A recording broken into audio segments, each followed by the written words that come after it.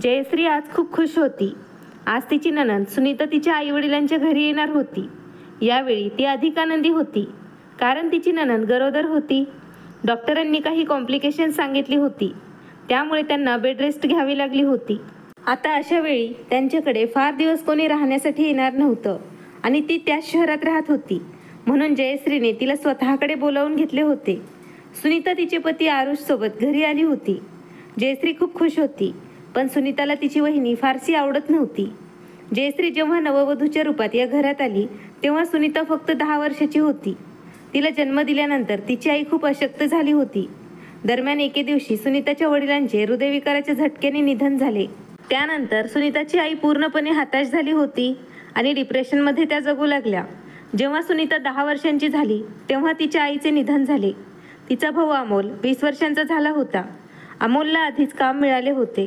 तेव्हा त्याच्या मावशीने त्याचे लग्न जयश्रीसोबत लावून दिले, जेणेकरून त्याच्या पत्नीने हे घर सांभाळायला यावे. तरुण जयश्री सासरच्या घरी पोहोचली, तेव्हा मावशीने तिच्या नंदेचा हात धरला आणि म्हणाली, सुनबाई, ही तुझी नणंद लहान आहे, पण तू तिला समजून घे. आता तुलाच तिची काळजी घ्यावी लागेल. जयश्री स्वतः फारशी परिपक्व नव्हती, पण तरीही नवीन जबाबदाऱ्या मिळताच ती परिपक्व झाली होती. तिचे बालपण उंबरठ्यावर सोडल्याने ती जबाबदारी सांभाळण्याच्या धडपडीत व्यस्त नव्हती. दरम्यान सुनीताची मावशी त्यांना भेटायला आली, तेव्हा तिच्या बहिणीच्या जागी जयश्रीला पाहून ती चिडली आणि तिने सुनीताच्या मनात विष कालवले की तुझ्या आईची जागा तू कधीच कोणाला हिरावून घेऊ देऊ नकोस. ती तुमच्याशी गैरवर्तन करणार नाही याची खात्री कर. अशा महिला सुरुवातीला चांगलं वागतात, पुढे ती आपल्या नंदेला नीट अभ्यास करू देत नाहीत, शिक्षण शिकू देत नाहीत किंवा आयुष्यात काहीच चांगलं करू देत नाहीत आणि म्हाताऱ्या माणसांशी त्या लग्न करून नंदेपासून कायमची सुटका करून घेतात. मी तुझ्यासोबत काहीही चुकीचं होऊ देणार नाही. तथापि सुनीताला कधीच जयश्रीला वहिनी म्हणण्याची गरज पडली नाही, कारण तिची वहिनी तिची खूप काळजी घेत असे. पण तरीही सुनीताला वाटले की तिची वहिनी तिला कधीच आपलं समजणार नाही. भीतीमुळे तिची वहिनी तिच्या भावाला दाखवण्यासाठी असे वागत असे. ती नेहमी असं दाखवण्याचा प्रयत्न करायची की सुनीतावर ती नेहमी आपल्या मुलीसारखंच प्रेम करत आहे. जयश्रीने एका मल्टीनॅशनल कंपनीत काम करायला सुरुवात केली, पण खूप प्रयत्न करूनही जेव्हा ती आई होऊ शकली नाही, तेव्हा ती डॉक्टरांकडे गेली. डॉक्टरांनी तिला तपासले आणि सांगितले की आता तुमची आई होण्याची शक्यता खूपच कमी आहे. तुम्ही जर अगोदर प्रयत्न केला असता तर नक्कीच तुम्ही आई झाल्या असता. हे ऐकून जयश्री खूप दुखावली होती. ती दुःखाच्या वेदनेत बुडाली. इतक्या वर्षांच्या कठोर तपश्चर्येनंतर आता तीही आपल्या नंदेच्या मुलाला आपल्या जवळ घेऊन घास भरवणार असे तिला वाटले. त्याच्यावर प्रेम आणि आपुलकीचा ती वर्षाव करेल.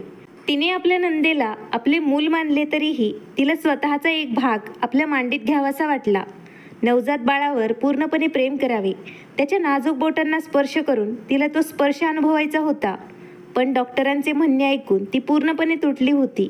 अशा वेळी तिचा नवरा तिची काळजी घेत असे, पण कुठेतरी जयश्रीच्या पतीला वाटत होतं, आज माझ्या बहिणीमुळेच माझी बायको मातृत्वाच्या आनंदापासून वंचित राहिली. हळूहळू जयश्रीने स्वतःवर नियंत्रण ठेवलं. दरम्यान तिला समजले की तिची नणंद आई होणार आहे आणि तिला मदतीची गरज आहे. म्हणून तिने तिच्या नंदेला फोन करून घरी बोलावले. आज जयश्रीच्या पाठीत दुखत होते. तेवढ्यात सुनीता आली आणि म्हणाली, वहिनी, माझ्यासाठी फळ कापून माझ्या खोलीत घेऊन ये, मला भूक लागली आहे. त्यामुळे जयश्रीने तिला आज फळ स्वतः कापून खाण्यास सांगितले, कारण तिच्या पाठीत दुखत होते. हे पाहून सुनीता संतापली आणि म्हणाली, वहिनी, तुला माझा हेवा वाटतो, कारण तू आई होऊ शकत नाहीस. तू माझ्याशी थेट बोलत नाहीस ना माझ्या खाण्यापिण्याच्या सवयींची काळजी घेत आहेस. तुम्ही मला इथे फक्त माझ्या भावाला दाखवण्यासाठी बोलवले आहे. तुला मी पहिल्यापासूनच आवडत नाही. हे सांगून सुनीताने वर्षानुवर्ष तिच्या मनात साचलेलं विष बाहेर काढलं. जयश्री तिच्या खोलीत गेली आणि रडू लागली. मग सुनीताचा भाऊ ऑफिसमधून घरी परत आला. तेव्हा सुनीता आज तिच्या भावाच्या कानात म्हणाली, दादा, वहिनी माझ्याशी खूप वाईट वागली आहे. तिला माझा हेवा वाटतो, कारण ती आई होऊ शकली नाही आणि मी आई होणार आहे. बघ दादा, जर तू माझ्यावर प्रेम करत असशील तर तू वहिनीला तिच्या कृत्याची शिक्षा दे. आज तू तुमच्या बेडरूममध्ये झोपू नको, तरच तुझ्या पत्नीचा गर्व कमी होईल.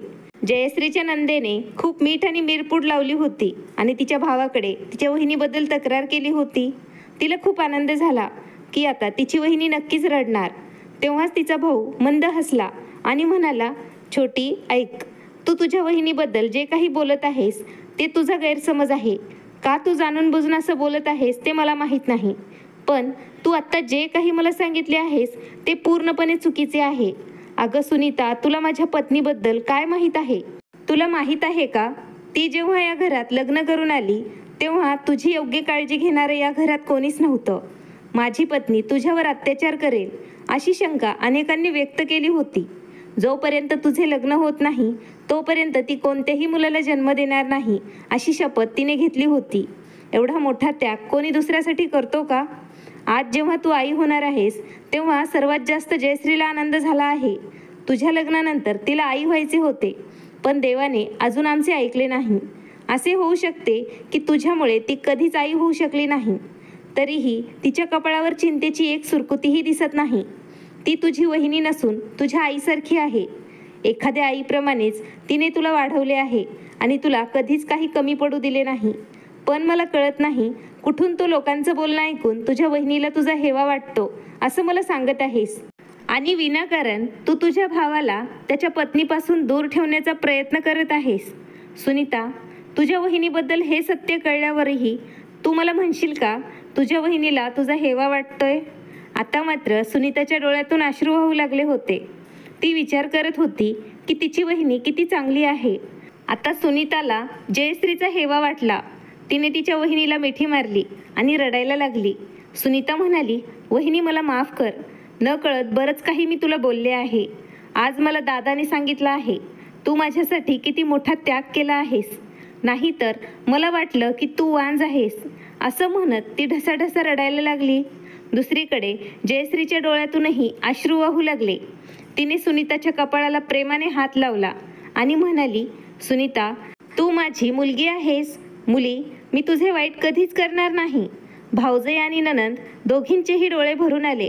हळूहळू दिवस जाऊ लागले. जयश्री तिच्या नंदेची खूप काळजी घेत होती. सुनीता सुद्धा आता आधीपेक्षा खूप आनंदी दिसत होती. काही दिवसांनी सुनीताला जुळी मुलं झाली. तेव्हा जयश्रीने मंदिरात मिठाई वाटली. तिला खूप आनंद झाला होता.